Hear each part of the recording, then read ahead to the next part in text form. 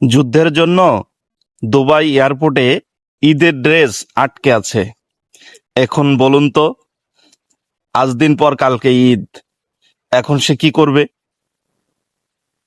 ঈদের ড্রেস কিনতে গিয়েছিল দুবাই থেকে, কিন্তু যুদ্ধের কারণে দুবাই এয়ারপোর্টে তার ঈদের ড্রেস আটকে আছে, কয়েক লক্ষ টাকার ড্রেস। এখন কিভাবে সে ঈদ করবে?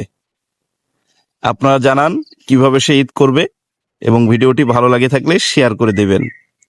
ভাই, আমরা দেশ থেকে ড্রেস কিনে কুল পাই না, আর সে দুবাই থেকে ড্রেস কিনে নিয়ে আসতেছে, তা আবার ড্রেসটা ঈদে এয়ারপোর্টে আটকা পড়ছে যুদ্ধের কারণে। এখন কি বিপাকের মধ্যে বলুন তো মেয়েটা, কি করবে এখন? সবাই ভিডিওটি ভালো লাগে থাকলে শেয়ার করবেন। বাংলাদেশের জন্মগ্রহণ না করলে এত বিনোদন হয়তো দেখতে পেতাম না।